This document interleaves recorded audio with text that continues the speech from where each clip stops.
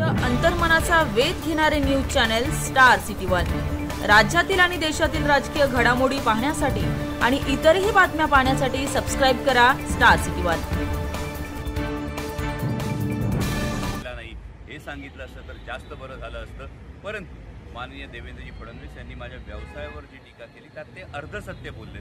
शिवाजी आढळराव पाटील यांना नाटकं जमत नाहीत हे अर्धसत्य आहे। पूर्ण सत्य हे आहे की शिवाजी आढळराव पाटील यांना नाटकं जमत नाहीत, त्यांना केवळ धंदा जमतो आणि त्यामुळे शिरूर लोकसभा मतदारसंघातल्या मायबाप जनतेने 3-3 टर्म संसदेत पाठवल्यानंतर माजी खासदारांनी आपल्या कंपनीचं उखळ पांढरं करण्यासाठी संसदेत प्रश्न विचारले आणि त्याचे पुरावे सुद्धा मी आपल्या समोर ठेवलेले आहेत। त्या पुराव्यांवर माजी खासदार काहीही बोलत नाही, विषयांतर करत असताना त्यांची धांदल उडतीये। अशा उमेदवाराचं समर्थन देवेंद्रजी फडणवीस करणार का? आत्ताशी तर ट्रेलर दाखवलाय, अजून पूर्ण पिक्चर बाकी आहे। माझी देवेंद्रजी फडणवीस यांना विनंती आहे की तो सगळा प्रश्नांचा जो बंच आहे मी आपल्यालाही पाठवतो आणि त्यानंतर आपण यावर निर्णय घ्या की या पद्धतीच्या उमेदवाराचं आपण समर्थन करणार का।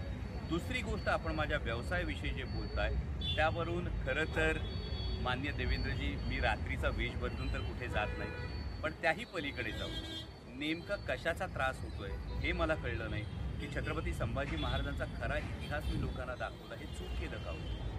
हा साधा सरळ प्रश्न आहे। त्यामुळे आपल्याकडून, आपल्यासारख्या मोठ्या नेत्याकडून विकासाविषयी बोललं जाणं जास्त अभिप्रेत होतं, पण तरी धन्यवाद। आपण अर्धसत्य का होईनात पण ते बोललात, पण ते पूर्ण सत्य हेच आहे की शिवाजी आढळराव पाटील यांना नाटकं जमत नाहीत, पण जनतेनं विश्वासानं निवडून दिली।